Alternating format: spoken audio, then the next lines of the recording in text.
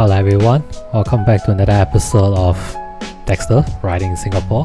So for today's episode, we're just going to do this route you're seeing on screen, going through New Tu, Lim Chu Kang, Choa Chu Kang, cut down to Lawrence Asai rifle range before we go for a nice coffee to end of this weekend itself. So this particular episode is just to let everyone be reminded that technically I'm still alive, still around. Recently been away trying out other interests related to my career. Personally, it's more of a growth journey in the past 2 to 3 weeks itself. So finally got some time to settle down and focus on cycling. So in today's video, there's some narrative I've been thinking about, so I want to cover 2 main subtopics for today's content. Number 1 is low cadence cycling for senior riders, and also low cadence cycling by using momentum rather than high cadence grinding. So interesting topic, so let's get started. So on the topic of low cadence cycling for senior rider, I think we all can agree that as we age, our body naturally undergo changes that affect our cycling performance. Right, muscle mass decrease, recovery time increase, and the risk of injury goes up, especially in high impact, repetitive motions activity like cycling. This is where low cadence cycling becomes incredibly valuable for senior riders, like such as yourself if you're watching this video. So just to recap, what is low cadence cycling anyway? So essentially means that the number of revolution per minute, or the RPM that your pedal is making. A high cadence is definitely referred as maybe around 90 to 110 RPM on average, where you're pedaling really quickly and very likely based on resistance. Low cadence, on the other hand, is usually considered anything below, say, 75 RPM to 50, whereby you're pushing higher on the pedal but spinning way slower than before. So why is this ideal for seniors such as yourself? You know, high cadence cycling is definitely harsh on the knee, hips and ankle, especially when you're pedaling at high speed with like the resistance. Now, in the short run, is that it can accelerate the amount of wear and tear on your body, which leads to chronic pain or injury like tendonitis. Low cadence cycling, in comparison, with a focus on higher resistance and slower spinning, it does minimize this impact significantly. You're applying more force per pedal stroke, but doing it fewer times, which is gentle on your joint, especially on the lower part of your body. Yeah. I'm gonna take a little bit pause and detour at this stage of the video because I was surprised to see a familiar face arriving up on my right hand side itself. She technically might be a legend in some of the local cycling group on that. One of the most competitive lady rider that I know around, and happy to see her here again. So hi June. Today we're going to learn how to climb. Ready? Your job is to stay with me as long as you can. The rest can go super smooth, not too fast, huh? Just push down, lift up. Elbows in, perfect. That's how steep it is. Tip of the saddle. High hand on the hoods, higher. Yeah, higher than that. Yeah, there you go. Down. And we're almost there. Keep it going. Keep it going. Here we go. Okay, now move forward. Now, attack it. Push. Down. Lift. Up. Absolutely. Amazing. Hey, June. Woo! Yay! Just a bunch of newbies, but for us, I think it's life-changing. Though I have not written with June ever much, I think never before. So yeah, June, if you're watching this, I think we should start writing again together at some point. But yeah, happy to see that she has improved significantly on the video itself. I wish her the best of luck for all of our upcoming competition ahead. And yeah, like what she always mentioned to me, life is short. You know, don't wait. If you have a chance to try and do something, do it quickly. Time is our greatest enemy for sure. Okay, so I want to touch back on just earlier in terms of low cadence cycling for senior. Another point I want to mention is that low cadence cycling essentially gives you a better balance and coordination. Yeah, because it requires more focus and control. You're not relying on momentum and inertia to carry you through, so every pedal stroke kind of matter. This deliberate movement or sensation will help significantly improve your neuromuscular coordination, which is critical, or rather crucial, for preventing falls and maintaining balance as you age. So we want to cycle happily, but at the same time also in a safe manner on that.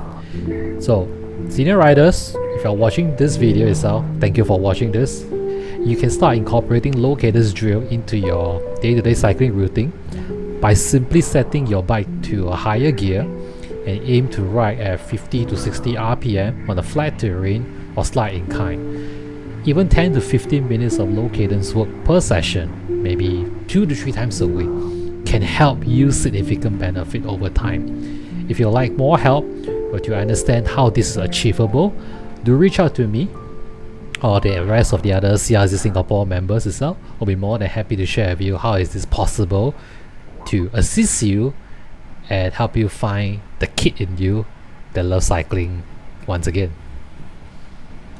So now at this point, as I've already spoken about low cadence cycling for senior rider, I also want to touch on another critical area, which is experienced rider. They're a little bit more younger than the senior rider. They are looking to optimize their performance. Now it's definitely a touchy subject because performance come in many different forms. You know, some want to go by FTP, some want to go by what's the higher average speed they can get, sprinting speed, how fast they climb the mountain, or things like that as well. Now, all these are challenges that we set to break our glass ceiling. There's no right, there's nothing wrong. But today I want to talk a little bit about leveraging on momentum rather than muscle grinding your way to break your PRs.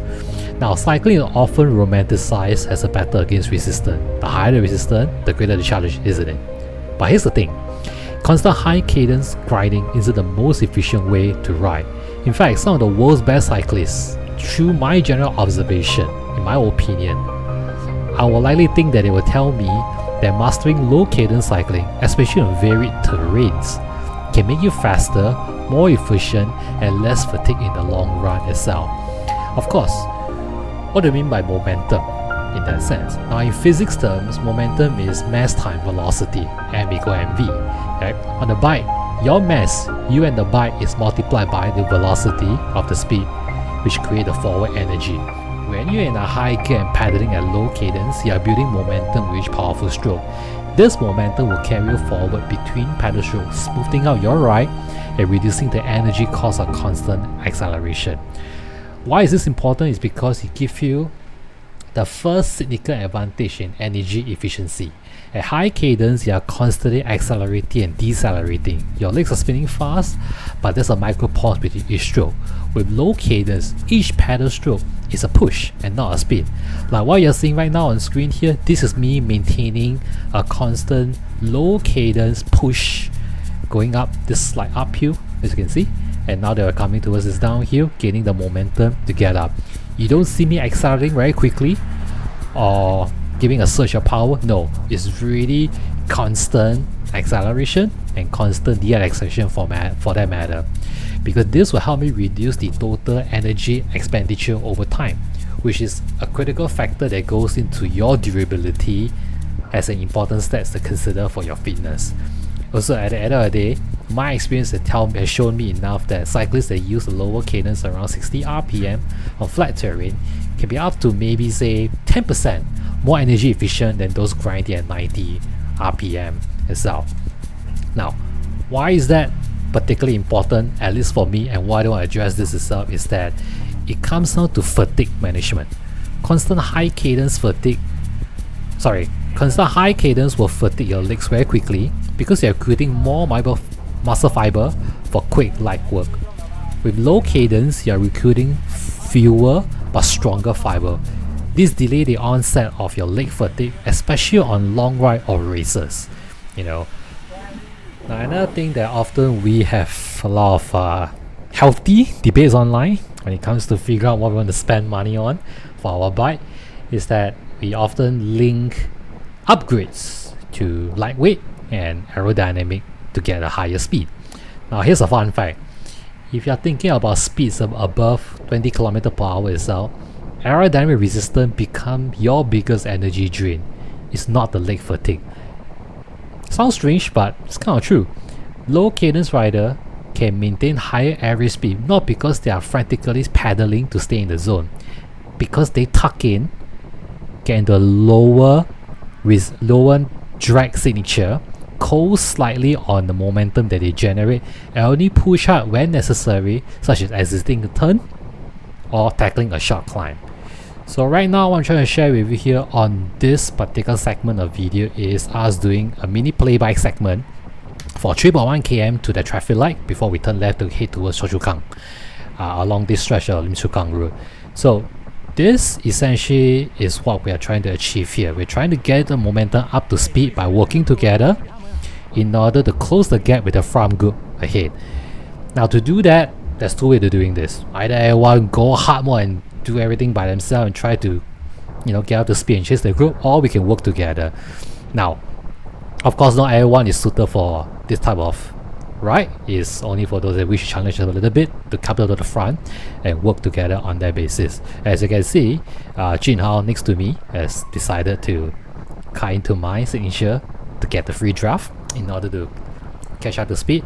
And as we go along on that basis itself, notice my RPM and my speed, that range I'm hovering, I'm very comfortable at this stage. And thanks to Gary for doing the lead up, I'm going to be taking over to try to get everyone up to speed on that basis by adopting a lower signature profile and keeping as streamlined as possible to reduce the amount of energy required to get me up to speed in order to chase the group in front. I reckon that we probably going to maintain say around 38 km per hour to 40 in order to catch up with them.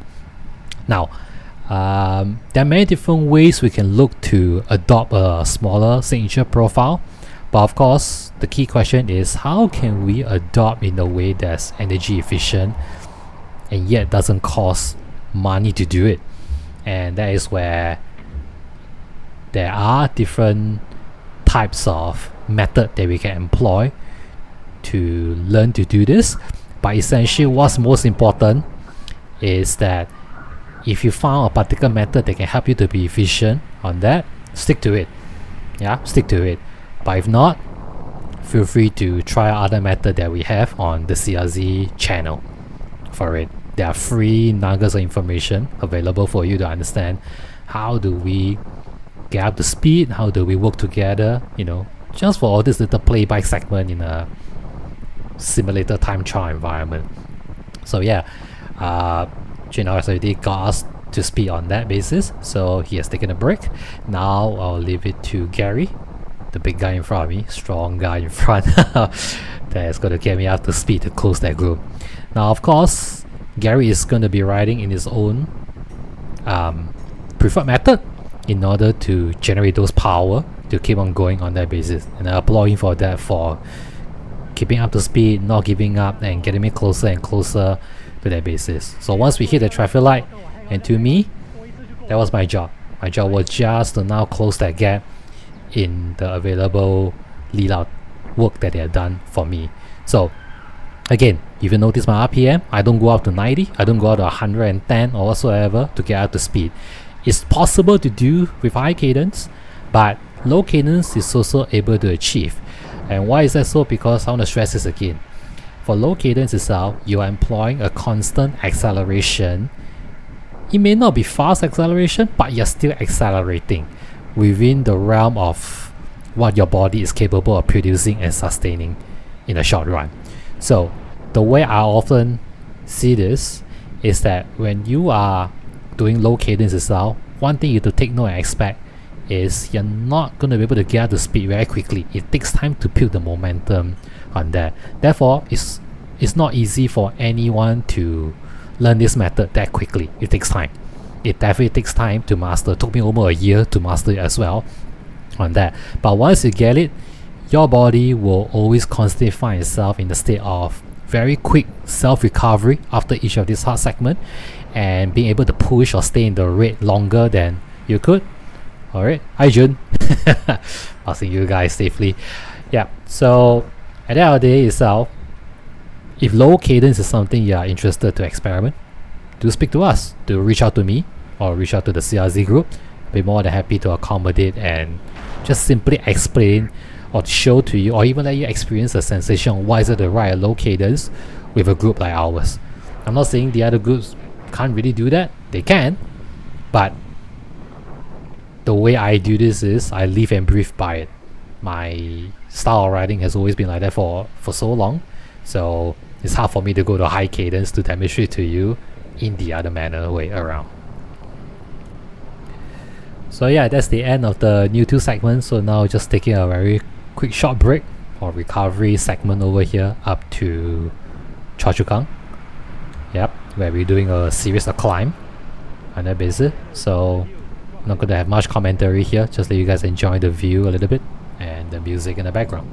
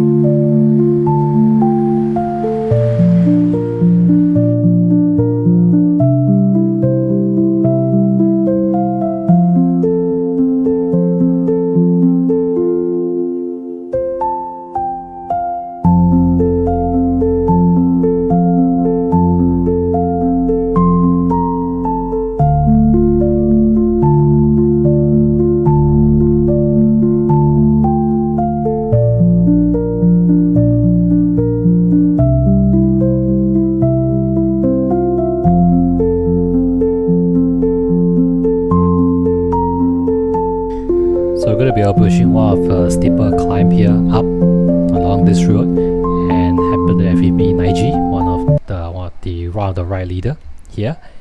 So it's a very good example I'm going to show here to everyone where we talk about climbing. If you notice on his bike itself, there's 3 things I always emphasize on most of my video. Is that number 1, your hands need to have the most balanced grip possible on the shifter. You need to be able to hold in the way whereby you have the biggest or the highest number of surface area covered in order to get yourself more support. And number 2, on the saddle, must be able to learn how to move forward and backward to utilize different muscle group as you're going up. And number 3, on the pedal, drop the heel.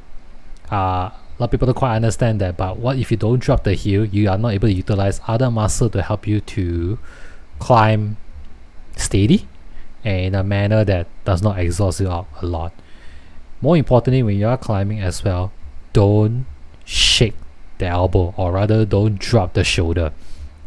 It looks like a very powerful move, but it looks really exhausting actually, because you are wasting energy trying to produce that rather than pedaling on that basis.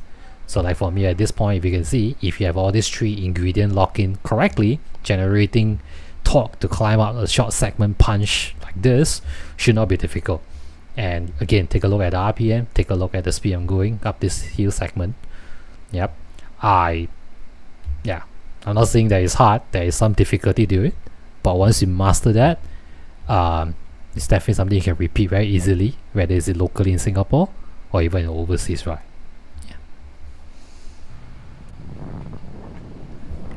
Now we're also approaching one of the final 2 climbs for today, and this is one of the legendary place here in Singapore, which is Lorong Sesuai, known for its very brutal steep incline climb up to the car park and down.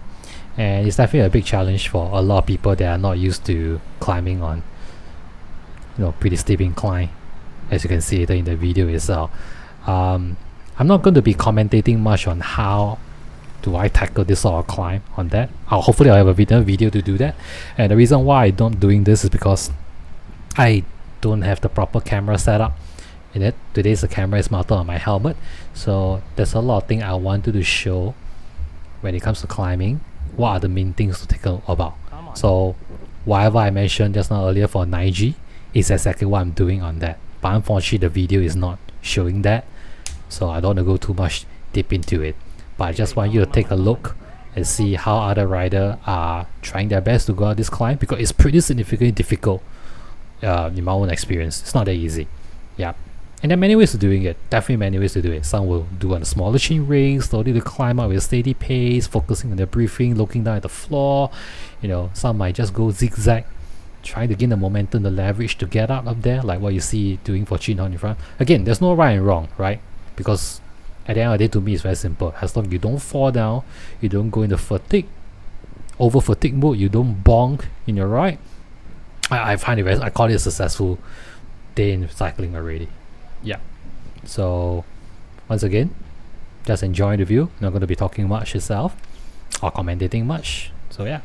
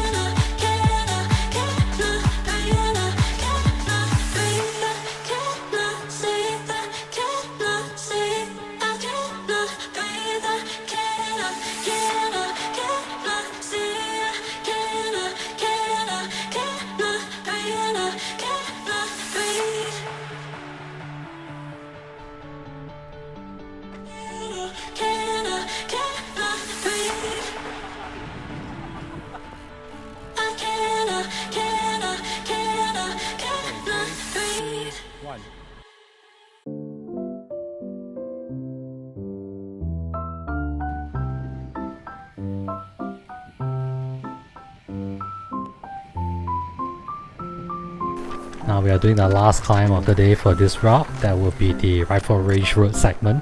I'm not going to provide much commentary, just going to let it run very quickly itself, just to show you guys roughly from a scenery point of view how it looks like. Especially for my overseas friend, they are looking to come to Singapore to cycle.